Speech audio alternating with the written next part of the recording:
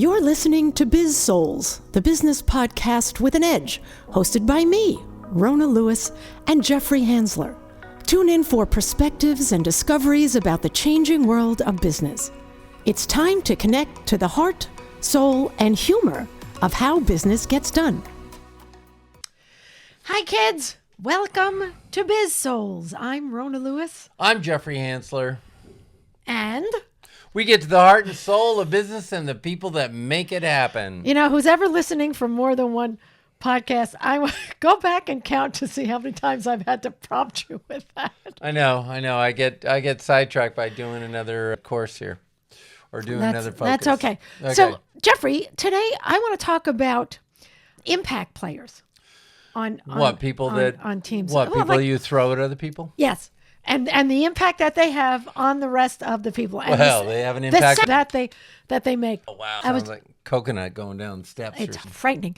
So I just read this article on Big Think, you know, the newsletter, right. Which the I TED Talks of print. Yes. Oh, that's a great parallel.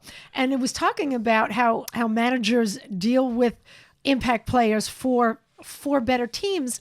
And I was like, I want to talk just about impact players because, as you and I talked about a little bit, there's the good, bad, and the ugly of being an impact player and having one of those types of people on your team. And they're impact players all over the place, not just in business. Okay. Just looking at sports, and that's the parallel. That's what the article.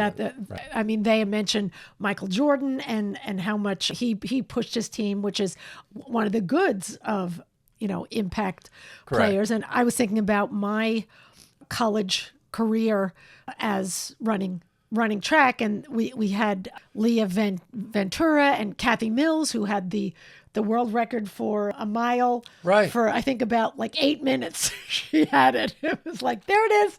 No, it's not. And then for my era, there was Vivian Riddick, who is now a lawyer and actually living not too far away from me in Redondo Beach. And they were great impact players because not only were they superstars, they were able to impact the team because of their openness and they're willing to help make other, bring everybody else up. So that makes sense. Did you ever have anybody like that on your teams? Because you both played good and bad. Yeah. The bad ones we called them prima donnas, and then the good ones.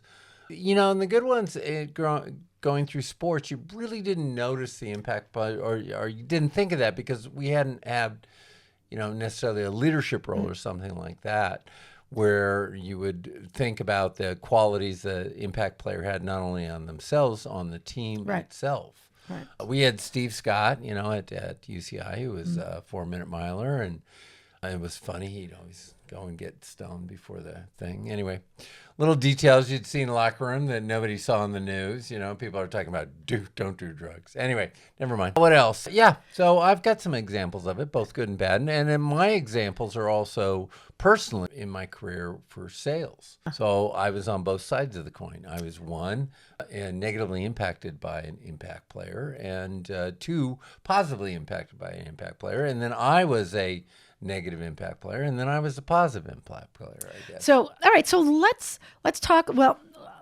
let's start with the good stuff. Okay. All right. So we like the good stuff. The good, yeah. The good stuff. A good Silverado, the movie, the good stuff. The good stuff. Anyway, sorry. You lost me with that one. Anyway, that's okay. So, I mean, a good impact player, yes, they may get better results from what they are doing, and they will also foster that growth for other people on the team. So there's more collaboration, just like Michael Jordan did. Okay, so you're assuming the good stuff.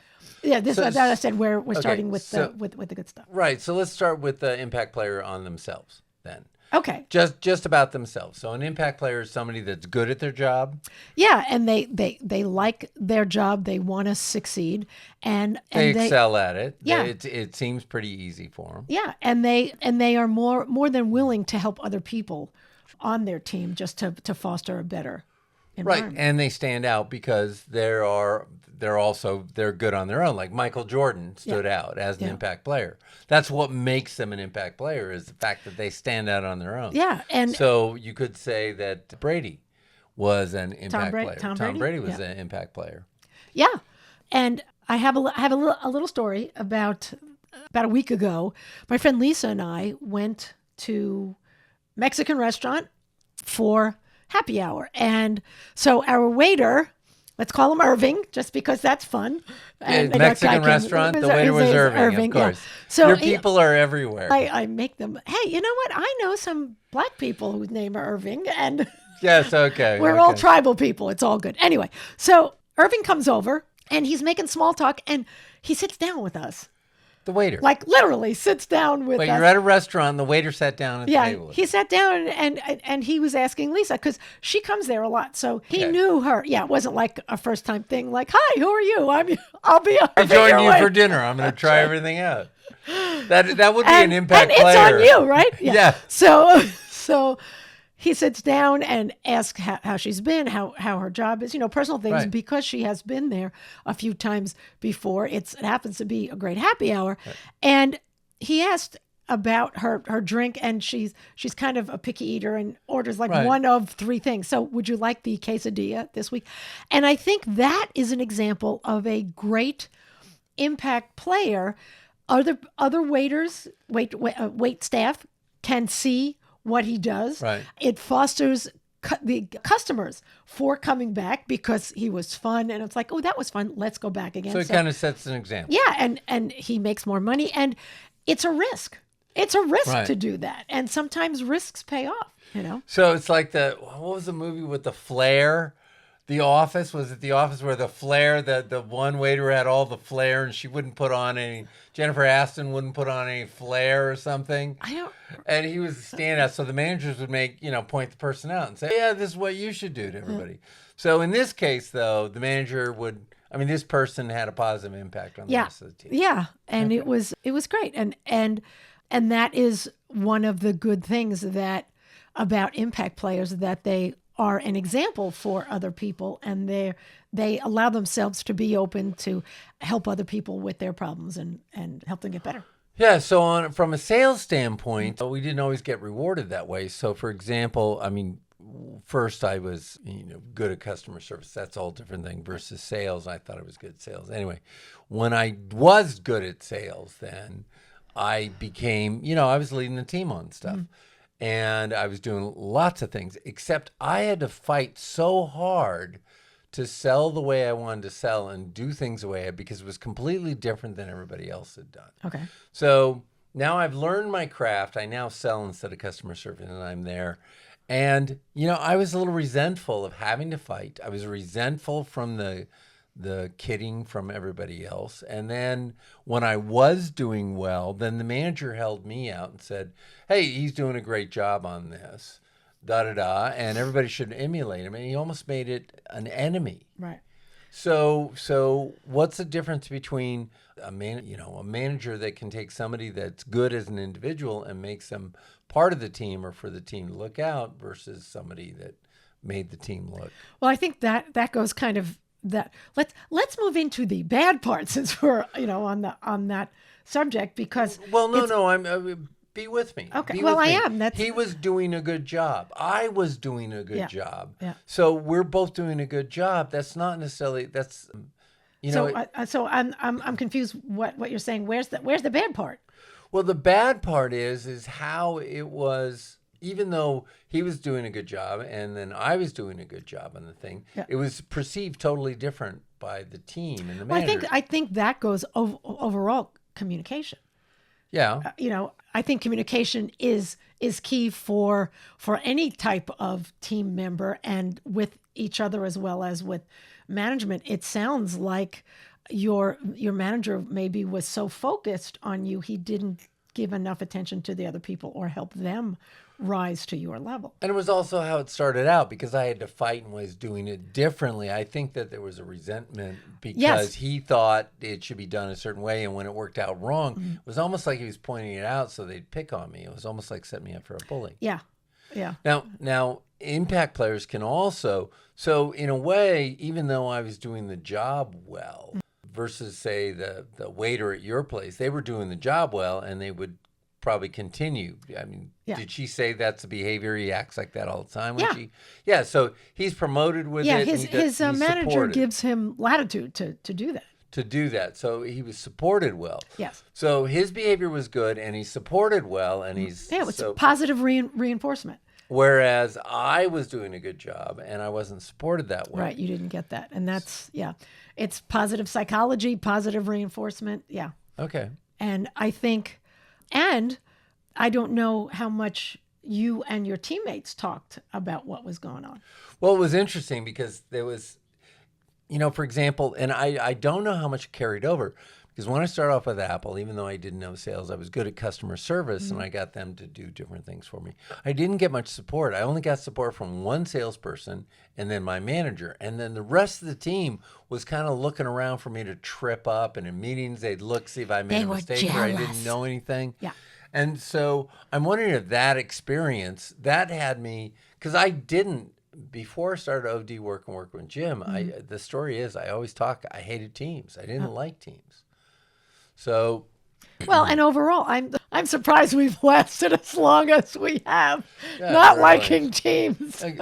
Well, no, I've since learned. I mean, this is new behavior. The reason I didn't like teams is I always liked, what's the person that gets them done. I think though, what I'm trying to say is that I had bad experiences on teams. Like people talk about crew team, and they talk about being good on the crew team. Well, when I first started out, I was terrible at rowing I had to work on it. And fortunately, I got somebody that showed me how to do it. And what was great is the coach knew he couldn't help me with it. So he got somebody else to work with me. And then I just kept working on it for the 4 years. And then I became by far the best person in the boat, even though one of them ended up going to the Olympics. He wasn't the best, by the way. As a matter of fact, they came in second. And I know it's because of him, because he was a bit of a slacker. That's a whole different story. Anyway, so as a team, though, we didn't gel. We were kind of, so this impact player, it depends on the culture of the organization. I agree. Okay. Yeah. And just to add on to that, we had one high school relay team, girls team, who ran on the boys team. Right. Because we didn't have a girls team. And there were some guys that were like all county and things like that. And they worked with us to become, like, everybody knew the Wantagh girls. Right. Because we were good. We never came in first, but we never came in last. And this is a girls team going against all the boys. So we were, and they did have girls events at men's, but it was, those type, and it's nice when you see impact players who are willing to help, kind of, all right, I'm going to hold your hand through this. Right. And that shows a high emotional intelligence also. And that's what the article was about Michael Jordan, is that not only was he a good player himself. Yes. He also helped the team develop. Right. And that is a blessing from, a good team. And Phil Jackson was probably a phenomenal coach for that. Yeah. Yeah, there's a whole, I don't know, was on Netflix? No, ESPN Sports maybe is a whole documentary on him, and it's fabulous. Anyway, okay. You want to go into the bad? Yeah. Let's go into this. So, there are some idiots, some assholes. I'm saying it. They are absolute assholes. There was a guy when I first started on a sales team for, I guess I shouldn't mention that. Actually, the company doesn't exist anymore. It was MMT Sales. So it was one of my first television sales jobs. Right. And, I'm a kid. I'm like 22, 23. And he wouldn't talk to anybody. Just, his poop didn't stink.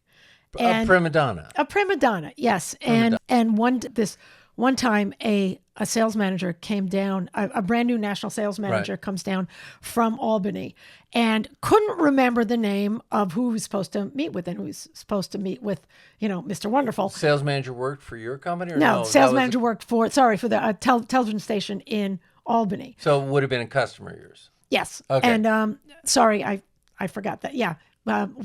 As a media rep, you represent radio and television stations. Okay, right. So the national sales manager came down. Okay. We were their rep firm, and couldn't remember the name of the salesperson. Okay. Didn't have it in front of me, and it was like, was it? I mean, he had read the list, I guess, because he remembered the name Al. Okay. Well, Al, not the best Right. salesperson on the team. The front person didn't know, hooked him up with Al. Right. And then all of a sudden, huge order. Right. And Mr. Wonderful, The prima donna. the prima donna comes up like 3 days later after he sees the order and says, this was my client. And it's like, well, you don't talk to anybody, so nobody knew. Too bad, because Al got one of the largest orders that the rep firm had seen almost the whole year. So I bet the team almost enjoyed seeing him. Oh, we were pretty that happy person. about it. I mean, it was a teachable moment for him. Basically, it's like, your poop does stink a little bit because you're not helping us at all, and we haven't helped you because you're not giving us a chance. Right. So if somebody's really good at something and they're not contributing, they're not helping. Oh my God, yeah, he was an outlier. I mean, even the managers and the VP of sales, they just left him alone because he was just too much of a problem child. Did you ever read The Swiss Family Robinson, the book? I know, I must have. Okay, so in reading it, they talk about this family ends up on the island. And they make soup, this hot soup, and they're all burning their fingers because they're trying to get the soup out. Except he brought a big old shell that he turned into a big ladle spoon. Excuse me. And he was eating it. And his father took it away from him, made him eat and burn his hands with everybody else. Because he was teaching him, hey, we are in this together. We are a family. We need to help each other. It's a great example. And that's kind of what the prima donna did. The prima donna is always ladling out his stuff, and so it wasn't going to help. So therefore, when a client came in, instead of really digging around to find out who might have brought the client in, they give it to somebody else. It was easy. Yeah. Yeah. Did the team gel more after that? Did the person learn their lesson? Yeah, he got a little better for him. Like, he didn't ignore us, and if we asked a question, he was as succinct as possible. It was almost like he didn't want to give up his secrets. There's not that many secrets in advertising sales, Right.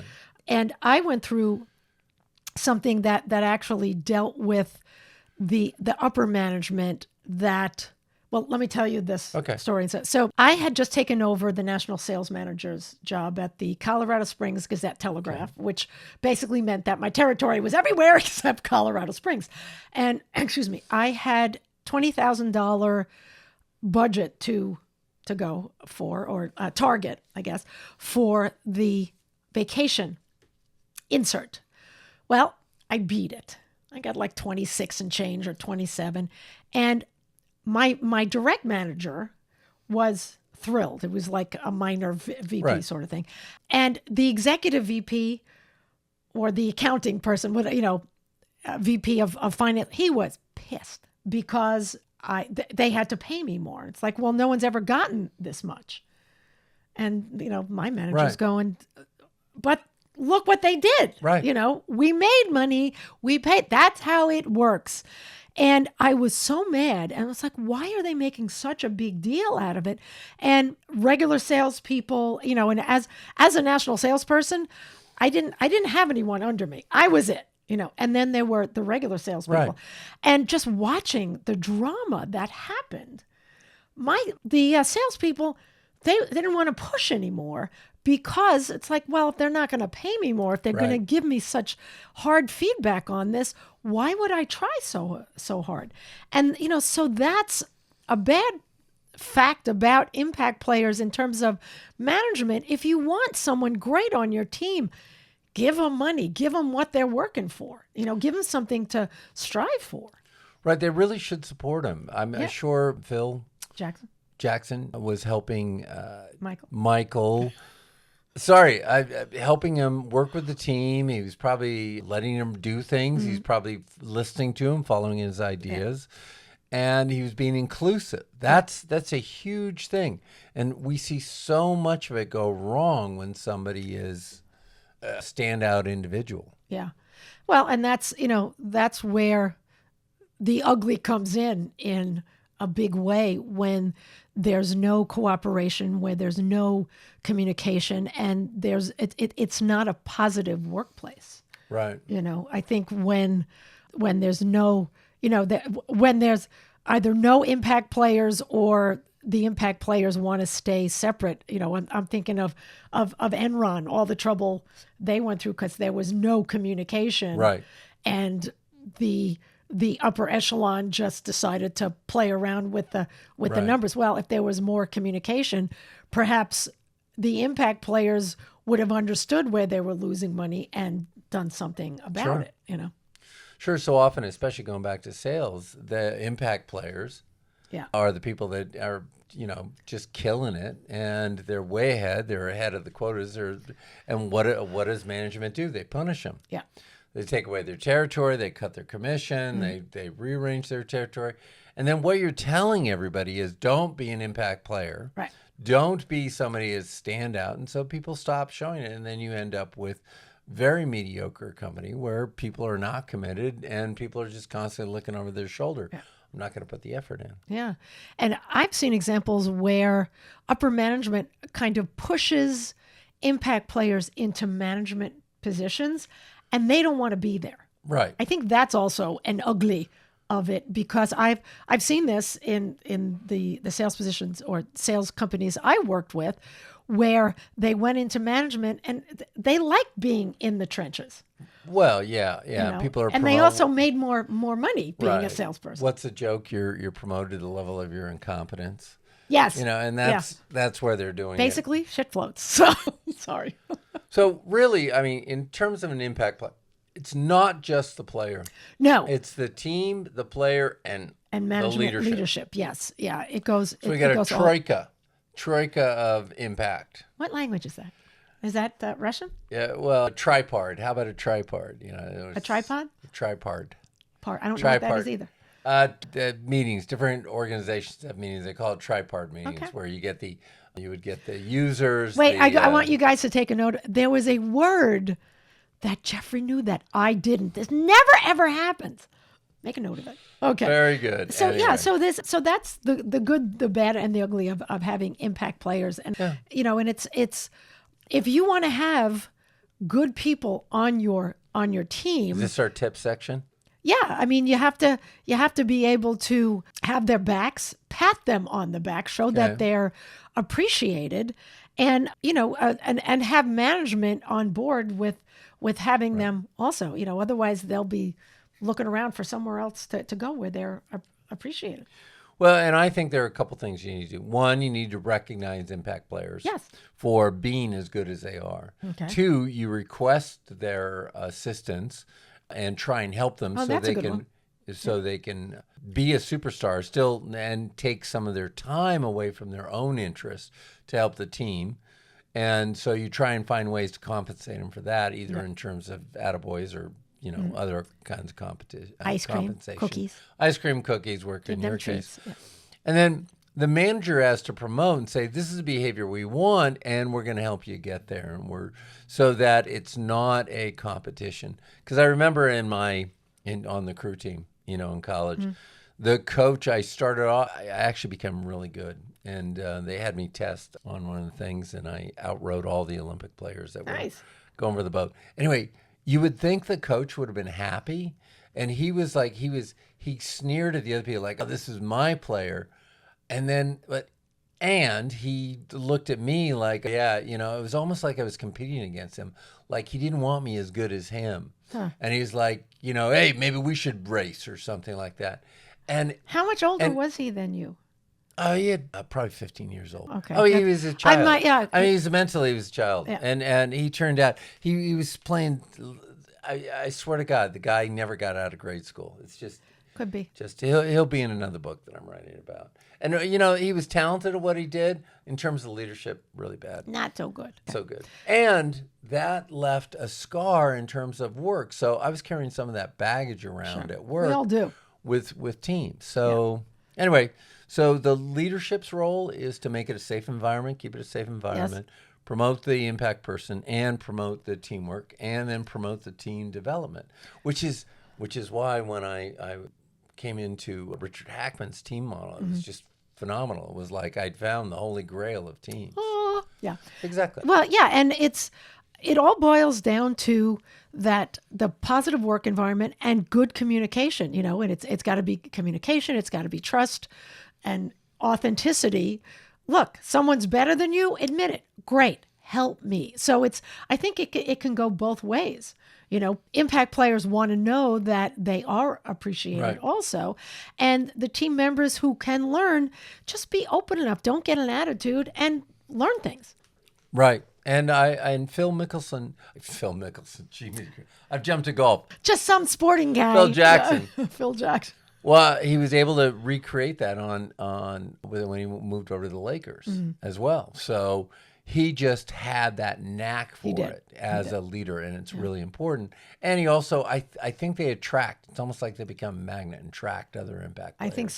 I think so. Yeah, because everybody wants to be on a team with winners if you're willing to be another big fish in a big pond. Right. Excellent. Sharing is caring. Well, thank you for bringing the article to my attention and to our audience's attention. Yeah, I hope you guys liked it too. And I just thought it was really fascinating because I never thought about it in those terms. So I thought maybe it might be an interesting thing to chat about. And we have. All right. So that is it for us. I'm Rona Lewis. I'm Jeffrey Hansler. And this has been Biz-Souls. We'll see you next time. Thank you. You've been listening to the Biz-Souls podcast with your hosts, Rona Lewis and Jeffrey Hansler. Did you have fun? Subscribe, rate, and leave a review. It's very much appreciated. Talk to you next week.